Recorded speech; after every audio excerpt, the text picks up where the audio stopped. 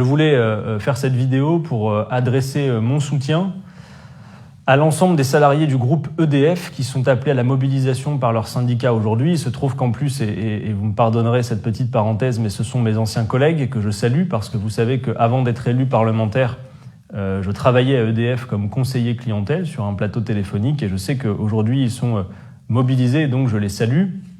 Ils sont mobilisés contre un projet dont vous entendrez sans doute peu parler, mais qui est gravissime et qui touche finalement à notre souveraineté.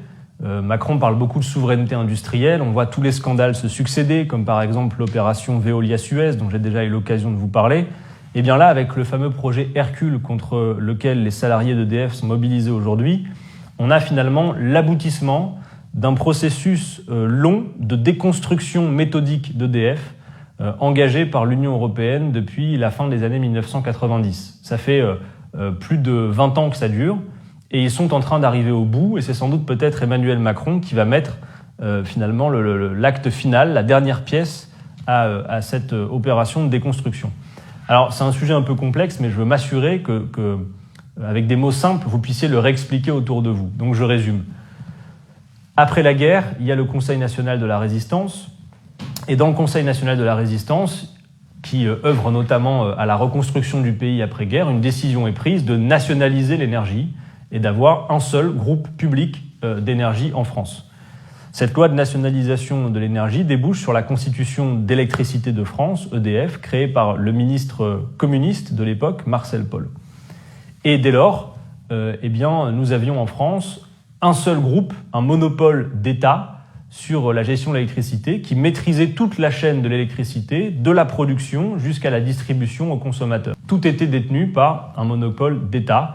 Et qu'on soit sur le réseau et les lignes, ou qu'on soit sur la production, ou qu'on soit directement sur le point de consommation chez le consommateur, c'était le seul et même opérateur qui faisait tout d'un bloc dans cette chaîne. Puis l'Union européenne est arrivée par là, à la fin des années 1990, et a voulu imposer à l'énergie en France sa vision purement idéologique d'ouverture à la concurrence, quoi qu'il en coûte, c'est le cas de le dire, quoi qu'il en coûte et quel que soit le secteur.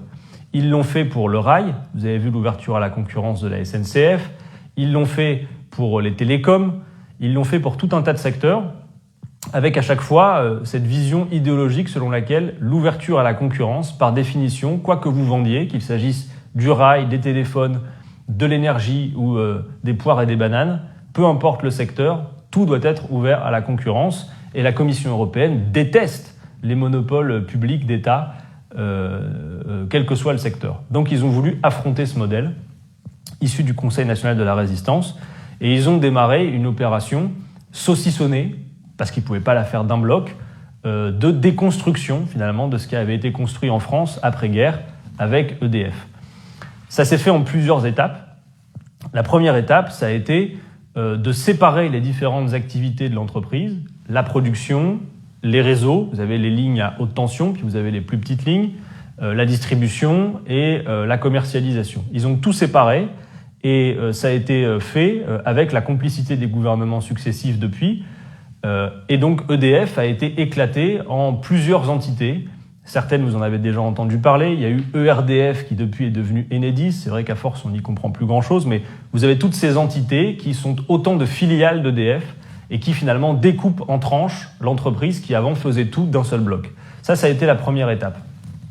Et puis ensuite, l'objectif de cette première étape, c'était de permettre la création de marchés concurrentiels là où il n'y en avait pas. Quand il y a un monopole d'État, c'est le monopole d'État qui fait tout et donc il n'y a pas d'acteurs privés qui peuvent prétendre faire la même chose. Là, l'idée, c'était ouvrir à la concurrence. Donc c'est ce qui a été fait au début des années 2000. Ça a été d'abord pour les entreprises, puis pour les particuliers, ça s'est fait au fur et à mesure. Et puis très vite, il s'est trouvé une chose, c'est que la Commission européenne a observé que c'était pas si évident de créer ce marché de l'énergie en France, où l'opérateur historique EDF détenait tous les moyens de production, et donc les autres concurrents qui arrivent sur le marché, qui disent moi, tiens, je sais pas, vous demain vous décidez d'ouvrir une société et de faire commercialisateur d'énergie, le mieux pour en commercialiser, c'est aussi d'en produire. Sauf que les autres n'ont pas les moyens de production de l'opérateur historique. Donc, finalement, la concurrence libre et non faussée voulue par la Commission européenne, ça ne fonctionnait pas. Donc, ils ont monté une véritable usine à gaz, un truc incroyable, qui montrent qu'on marche sur la tête pour faire en sorte que les concurrents d'EDF puissent récupérer une part de l'énergie produite par EDF pour, avec la propre production d'EDF, faire concurrence à EDF. Donc ils ont créé un mécanisme de marché qui est un peu complexe, qui s'appelle l'AREN. C'est finalement l'accès régulé à l'énergie nucléaire historique qui oblige EDF, déjà c'est dans la loi, ça c'est appliqué depuis plusieurs années, qui oblige EDF à revendre à prix coûtant une part de l'énergie qu'EDF produit à ses propres concurrents. C'est 25% au total de la production d'EDF qui en fait est réservée à ses concurrents. C'est à peu près, pour le comparer, comme si demain on demandait à un boulanger de produire du pain avec ses équipements et d'en réserver une partie pour qu'il aille distribuer avant l'ouverture des boulangeries le pain qu'il a lui-même produit aux autres pour que, sans fournil, il puisse faire boulanger et lui faire concurrence. Ça, c'est la vision idéologique de la Commission européenne. Et donc, c'est ce qui s'est produit. Et quand la Commission européenne nous a vendu l'ouverture à la concurrence, c'est toujours le même argument qu'ils utilisent pour faire en sorte que vous en ayez envie. Ils disent la concurrence, ça fait automatiquement baisser les prix. Sauf que dans beaucoup de domaines, ça n'est pas vrai. Et dans le domaine de l'énergie, compte tenu des coûts absolument incroyables qu'il faut pour entretenir les moyens de production, pour développer les nouveaux moyens de production, pour entretenir les réseaux, c'est pas si évident que ça, couvrir à la concurrence, avec tous les frais que ça peut générer aussi, de publicité, de gestion, administratif, que ça baisse les prix. Et d'ailleurs, chacun d'entre vous, s'il a vu sa facture d'énergie, voit bien qu'elle n'a pas baissé beaucoup, c'est même plutôt souvent le contraire, depuis ces dernières années. Et puis surtout, vous devez savoir, si toutefois vous avez fait le choix d'être client d'un de ces opérateurs privés arrivés sur le marché grâce à la Commission européenne, eh bien qu'en fait l'énergie que vous consommez, elle est souvent, quel que soit votre fournisseur, pas produite par le fournisseur, mais produite par EDF, selon le mécanisme que je viens de vous décrire. Ce mécanisme, il arrive bientôt à terme, en 2025. Et la Commission européenne, en ce moment, négocie avec le gouvernement français pour qu'on passe à l'étape supérieure. Elle s'impatiente et elle veut qu'on aille au bout du processus d'ouverture à la concurrence. Ce qu'elle veut, c'est que les opérateurs privés qui se sont insérés sur le marché puissent avoir accès désormais non plus à 25%, mais à 100% de l'énergie produite par l'opérateur historique, à travers notamment le nucléaire. Et donc, ce qu'elle envisage de faire, c'est, avec la complicité du gouvernement français, de procéder à une nouvelle étape de déconstruction d'EDF, qui serait sans doute l'étape ultime pour l'ouverture à la concurrence.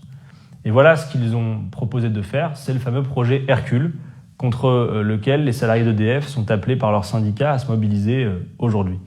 Le projet Hercule viserait en quelque sorte à créer deux entités distinctes d'EDF, une entité qui s'appellerait EDF Bleu, qui resterait publique et dans lequel on mettrait tout ce qui coûte cher, notamment la production nucléaire, parce que vous savez que pour plein de raisons aujourd'hui ça coûte très cher et les coûts sont de plus en plus importants, sans compter, imaginons, le coût des démantèlements qui s'étaient intégrés.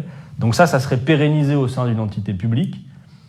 Mais tout ce qui rapporte de l'argent, peut intéresser des investisseurs privés, c'est-à-dire les énergies renouvelables, l'entretien des réseaux, tout ça serait mis dans une autre entité, y compris la commercialisation, les services de distribution, tout ça serait mis dans une autre entité qu'ils appelleraient EDF Vert et qui, elle, serait sans doute la poule aux œufs d'or pour que des investisseurs privés puissent, à hauteur de 35%, c'est ce qui est envisagé, rentrer dans le capital et donc ce ne serait plus une entreprise simplement publique. Traduisez-le rapidement, c'est le vieil adage de socialisation des pertes et privatisation des profits. Voilà ce qu'ils sont en train de préparer. Et entre un acteur public de l'énergie qui maîtrise tout d'un bout à l'autre et qui fonctionnait très bien, comme c'était le cas avant l'usine à gaz de l'ouverture à la concurrence, ou ce scénario tiré par les cheveux de la Commission européenne, eh bien Emmanuel Macron a choisi, et évidemment, compte tenu de sa ligne politique, vous imaginez quel est son choix, en serviteur zélé de la Commission européenne et de ses amis de la finance, c'est le deuxième choix qu'il choisit. Et il y a aussi un sujet qui vient se mettre sur la table des négociations, c'est la question de nos concessions hydroélectriques, parce que vous savez que EDF produit aussi de l'énergie par des barrages hydrauliques, et ça fait des années que la Commission européenne presse EDF d'ouvrir aussi à la concurrence et de privatiser ces barrages. Et donc c'est un sujet qui est aussi posé sur la table et qui est au cœur des négociations pour savoir finalement les concessions hydrauliques, on les mettrait où là-dedans? On les met dans quel EDF? L'EDF public ou alors le privé? Voilà ce qui est en train de se passer et voilà ce qui est en train d'être négocié en ce moment, avec l'intention ferme qu'a le gouvernement et qu'a la Commission européenne de tout boucler d'ici à la fin de l'année et de faire en sorte que vite on traite ce sujet, parce qu'après, vous le savez, il y a une campagne présidentielle qui arrive et il ne faudrait pas que ça fasse trop de remous et qu'on en parle, et surtout il ne faudrait pas que quelqu'un qui se proposerait de faire autre chose, par exemple de revenir à un pôle public de l'énergie intégré, ne puisse trop facilement revenir en arrière. Voilà ce qu'ils sont en train de faire. Alors, nous soutenons à la France Insoumise les salariés d'EDF mobilisés aujourd'hui et nous combattrons ce projet par tous les moyens parce que, vous le savez, il y a urgence à engager la planification de la bifurcation écologique et pour le faire, nous ne voulons pas récupérer une entité morcelée avec une multitude d'acteurs privés qui n'ont d'abord qu'un seul but, c'est de faire du profit, et une espèce de jungle administrative. Nous avons besoin d'un grand pôle public de l'énergie, d'État, qui maîtrise tout de A jusqu'à Z et qui nous permettent, avec les savoir-faire de l'entreprise, de passer à la transition énergétique et de la faire véritablement. Et pour cela, nous avons besoin de ce pôle public de l'énergie. C'est la raison pour laquelle il faut combattre ce projet Hercule. C'est la raison pour laquelle je soutiens les salariés d'EDF et j'adresse un salut à mes anciens collègues. Et j'espère que ce direct vous aura permis d'en saisir les enjeux et de ne pas hésiter ces prochains jours, ces prochaines semaines, à en parler autour de vous, parce que c'est sûr qu'au milieu de l'actualité extrêmement dense que l'on a, je vous le concède, ce n'est pas le sujet dont on parlera le plus. Pourtant, vous voyez bien, compte tenu de ce dont on parle, qu'il est un sujet essentiel, y compris pour l'avenir. Voilà ce que je voulais vous dire.